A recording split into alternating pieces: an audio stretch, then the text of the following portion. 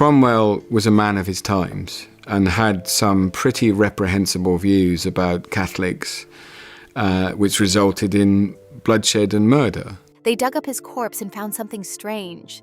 It happened on January 30th, 1661. A decomposing body was ripped from Westminster Abbey and dragged through the streets. They hanged the rotting corpse, then beheaded it in front of screaming crowds.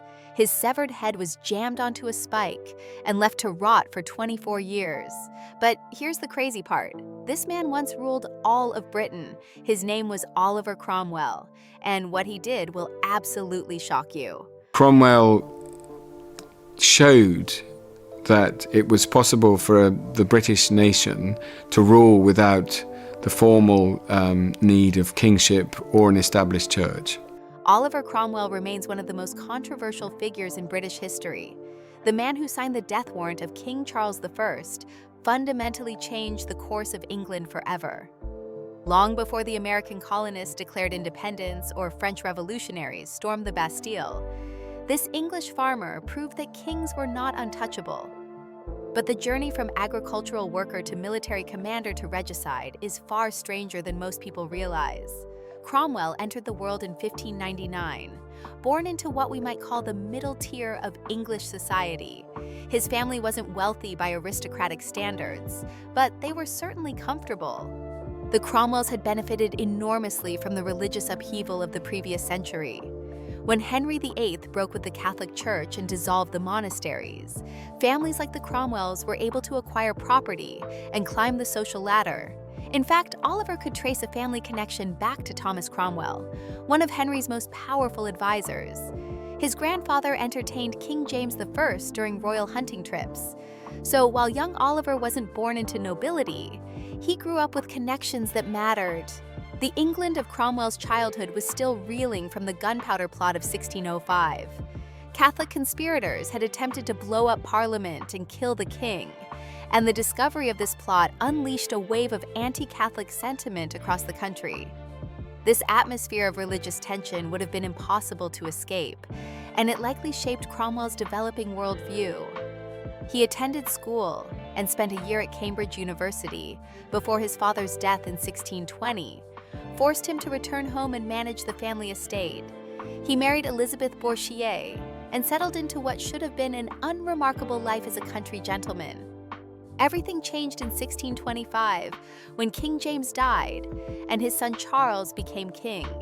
According to historical accounts, Charles I was shy and rather pleasant in private settings, but his public policies terrified England's growing Puritan community. His wife was Catholic, which raised immediate suspicions. He supported a form of Anglican worship that seemed dangerously close to Catholicism. Most critically, he was determined to raise taxes to fund foreign military adventures that England had little chance of winning. When Charles called his first parliament in 1625, the members refused to approve his tax increases. The king responded by dissolving parliament after just 12 days. He tried again a year later with the same result. While these political dramas played out in London, Cromwell was struggling with severe depression back in East Anglia. Historical records describe him suffering from a spiritual crisis that manifested as physical illness. One night, his depression became a fever that nearly killed him. When he recovered, Cromwell described the experience as emerging from darkness into light.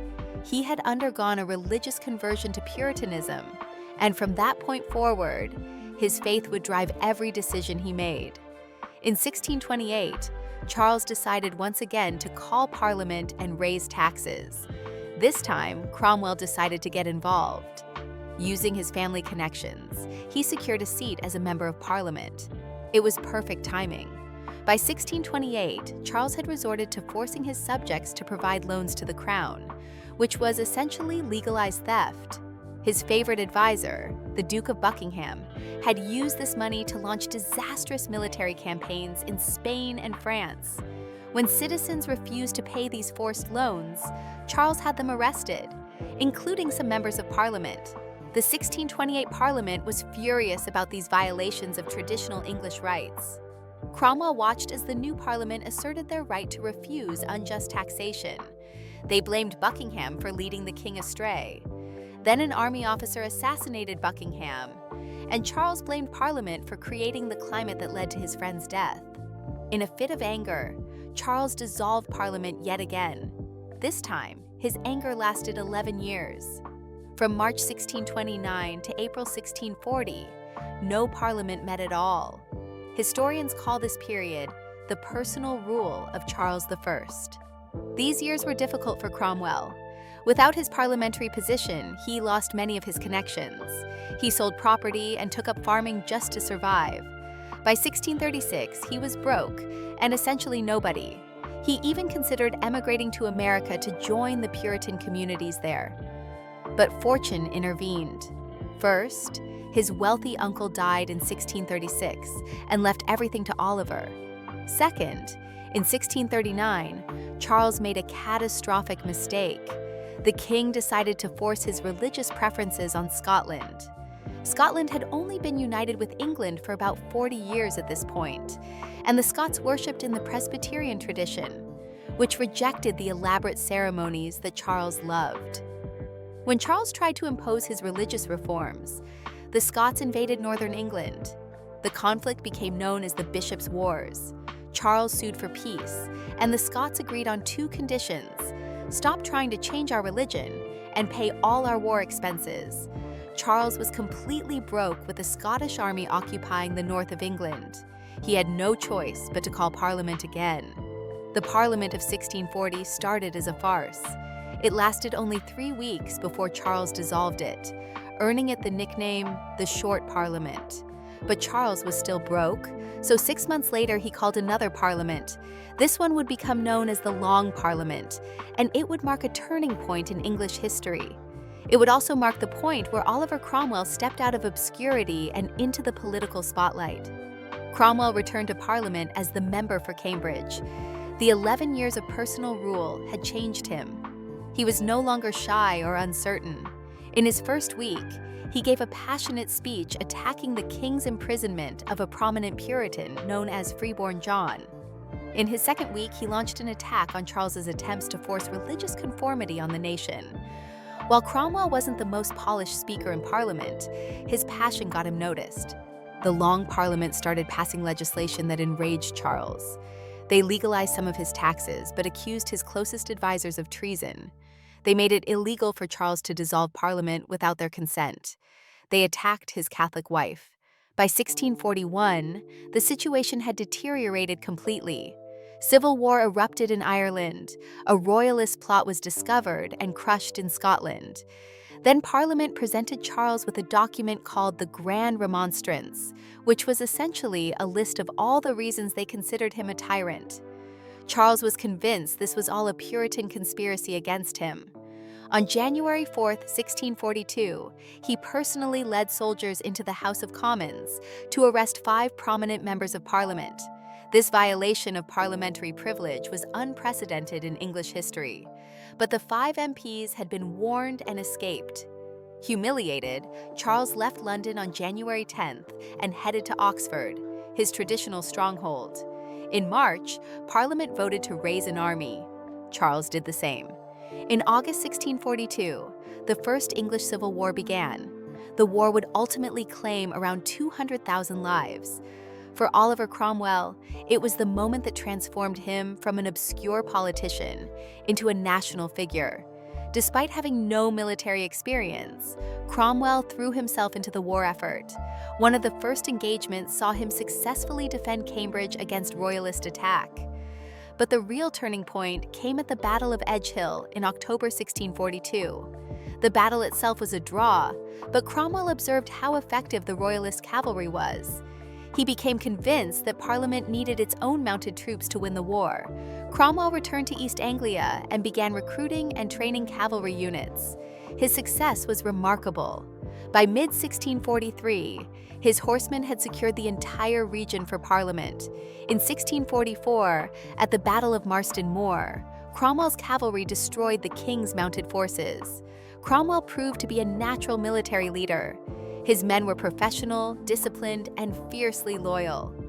He earned the nickname Ironsides and was promoted to lieutenant general. In 1645, Parliament passed a law removing all members of Parliament and lords from military command. As an MP, Cromwell should have been forced out, but Parliament immediately passed a second law making an exception for him. They knew that winning the war depended on Cromwell's cavalry. That same year, at the Battle of Naseby, Cromwell's horsemen played the decisive role in destroying the main royalist army. Charles held out for another year, but in 1646, Cromwell captured Oxford. Charles fled in the night disguised as a servant, traveled north, and surrendered to the Scots. The Scots promptly handed him over to the English Parliament. The First English Civil War was over, and Parliament had won. What happened next might surprise anyone familiar with Cromwell's reputation as a regicide and dictator. After Charles was captured, Cromwell actually tried to negotiate a peace deal that would restore the king to his throne. Cromwell genuinely believed the only path forward was to bring Charles back as a constitutional monarch with clear limits on his power. The man who would later sign the death warrant spent months trying to find a compromise that would prevent further bloodshed. Cromwell even suppressed a rebellion within his own parliamentary faction in 1647. He used his influence to force 11 Presbyterian members of Parliament to resign because he considered them obstacles to reaching an agreement with Charles. If the king had been willing to accept even modest restrictions on his authority, the story might have ended there. But Charles I was stubborn to a fault. Despite losing the war and being held prisoner, he refused every deal Parliament offered. Instead, he secretly negotiated with the Scots, promising to make all of Britain Presbyterian if they would just invade England and restore him to full power. The Scots agreed to this arrangement, and thus began the farcical Second English Civil War in 1648. The word farcical is appropriate because the uprising was so poorly coordinated, it barely qualified as a war. Royalist rebellions broke out in Wales and southern England, but Cromwell and his fellow commander, Thomas Fairfax, crushed them before the Scottish army even crossed the border. When the Scots finally invaded in August, Cromwell rode north and annihilated their forces in a single engagement. The Second War was over almost as quickly as it had begun. Two critical things emerged from this brief conflict. First, the army forcibly removed members of Parliament who opposed Cromwell and Fairfax. This purged Parliament became known as the Rump Parliament. Second, Charles's secret dealings with the Scots were discovered and made public. The revelation that Charles had tried to restart the war, while pretending to negotiate peace, destroyed any remaining sympathy for him. With Cromwell's approval, the Rump Parliament put Charles on trial for treason against his own people. The trial was a show from start to finish. Only 59 members of Parliament were willing to sign the execution order, and Oliver Cromwell was among them.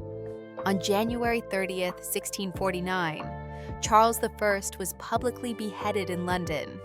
His head was cut off and displayed to the watching crowds. Historians estimate that perhaps only 100 men in all of England actually wanted to see the king executed. Unfortunately for Charles, one of those men was Oliver Cromwell, and he had an army behind him. Despite his growing power, Cromwell didn't immediately take control of Britain after the execution. The Rump Parliament held authority, and Cromwell seemed content with that arrangement. They supported his army and shared his vision for a Puritan England. Besides, history still had one major task waiting for Cromwell. In 1649, he was sent to Ireland to end the rebellion that had been ongoing since 1641. What Cromwell did in Ireland remains the darkest stain on his legacy. His sieges of Drogheda and Wexford are remembered for their exceptional cruelty. At both towns, Cromwell offered no mercy to defenders or civilians after the walls were breached. Thousands died in the massacres that followed. Some historians have argued that the scale of killing was exaggerated in later accounts, but there's no serious dispute that both sieges were atrocities. Even by the brutal standards of 17th century warfare, Cromwell's actions in Ireland were extreme. Nevertheless, his campaign succeeded in crushing the Irish Rebellion, and he returned to England in 1650. He arrived home just in time for yet another war. Charles's son, who would become Charles II, had made a deal with Scotland. He was proclaimed King of Scotland and prepared to invade England with Scottish support. Parliament ordered the Scottish threat eliminated, but Thomas Fairfax refused to attack first. Cromwell was appointed commander-in-chief of all parliamentary forces and sent north. In September 1651, he defeated the Scots at the Battle of Worcester. This marked the end of the civil wars in Britain. 3 separate conflicts spanning nearly a decade were finally over, and Cromwell had won them all. But winning wars turned out to be easier than managing peace. A different kind of conflict was brewing in Westminster. The Rump Parliament was becoming increasingly corrupt and self-serving. Between 1652 and 1653, they passed almost no useful legislation. Instead, they voted to make themselves permanent. The Rump had been created as a temporary measure until new elections could be held after the war. Now they were voting to end elections entirely and rule indefinitely. By April 1653, Cromwell had seen enough. In a moment dripping with historical irony, he sent troops into the House of Commons just as Charles had done 11 years earlier. At gunpoint, he told the assembled members that they had sat too long and accomplished nothing. He ordered them to leave in the name of God. The Rump Parliament was dissolved by force. Cromwell gave parliamentary democracy one more chance. In July 1653, he convened a new assembly of 140 hand-picked members, chosen for their religious devotion and moral character. This became known as Barebones Parliament, named after one of its members, a man called Praise God Barebone. Cromwell expected these godly men to govern his Puritan vision of Britain. Instead, after just 5 months, they voted to dissolve themselves and hand all governmental power directly to Oliver Cromwell. Cromwell is often portrayed as a power-hungry tyrant, but the historical evidence suggests he genuinely tried to refuse absolute authority. Eventually, though, he accepted the position. The medieval title of Lord Protector was revived for his rule.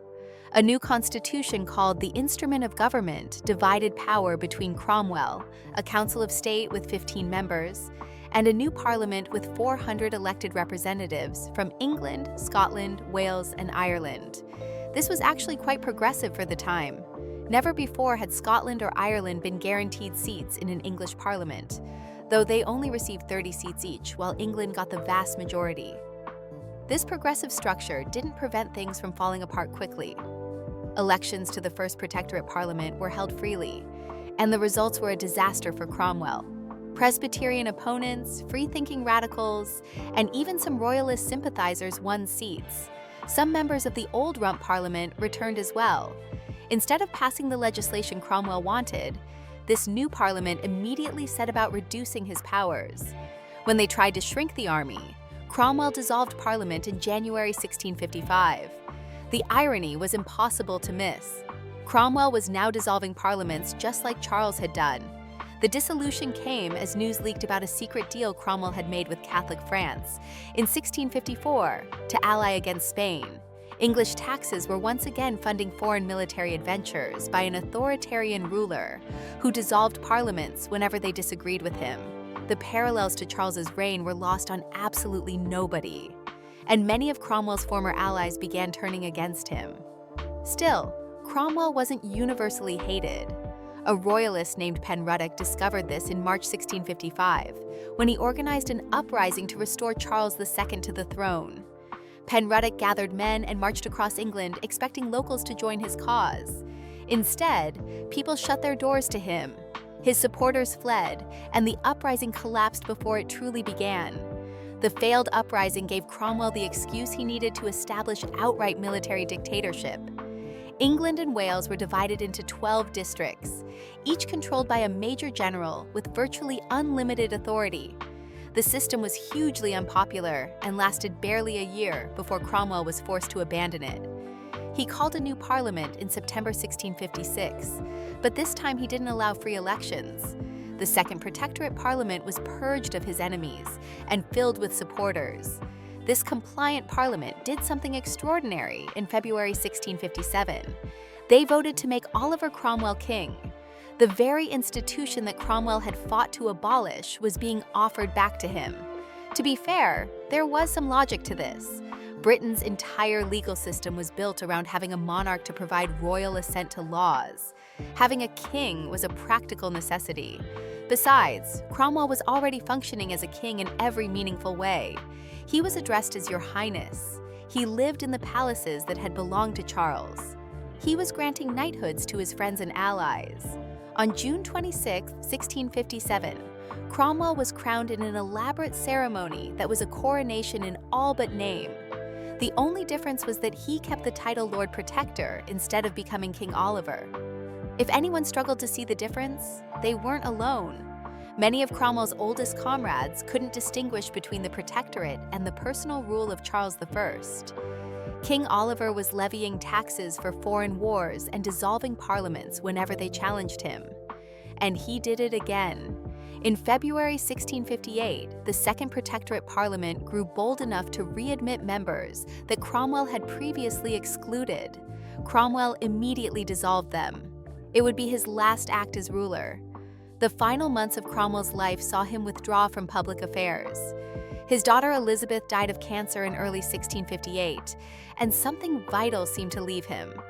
He stopped receiving visitors and effectively stopped governing. Perhaps he realized what he had become and felt disgusted by it. Perhaps not. On September 3rd, 1658, the Lord Protector died. That night, a massive storm tore across England. Houses were destroyed, ships sank, and people said the devil himself had come to collect Cromwell's soul. The Protectorate survived for another year under Cromwell's son Richard, but it effectively died with Oliver. Richard lasted less than a year before being deposed. The Rump Parliament was revived.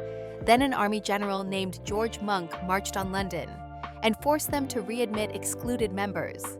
The Long Parliament was briefly restored just long enough to vote for its own dissolution. The new Convention Parliament that followed in 1660 immediately voted to restore Charles II to the throne. Everything that had happened in the previous 20 years became effectively meaningless. 3 civil wars, an Irish rebellion, the Protectorate, all of it achieved nothing permanent. Within 2 years of Cromwell's death, his accomplishments had turned to dust. On January 30th, 1661, exactly 12 years after Charles I's execution, Cromwell's body was dug up from Westminster Abbey. Along with 2 other parliamentary leaders, his corpse was symbolically hanged and then beheaded. His head was displayed on a spike outside Westminster, where it remained visible until 1685. Was it all for nothing? Cromwell committed terrible atrocities in Ireland. His personal ambition transformed what could have been a genuine revolution into a failed dictatorship. It would take American and French revolutionaries more than a century later to complete what the English had started. But Cromwell was also a brilliant general and inspiring leader. Without him, Parliament loses the civil wars. Without Parliament's victory, the ideas that influenced America's founding fathers never gained traction. Cromwell was simultaneously a monster and a visionary, a failure and a catalyst for the modern world. He killed a tyrant king and proved that divine right was just a story people told themselves. In doing that, he helped create the world we live in today.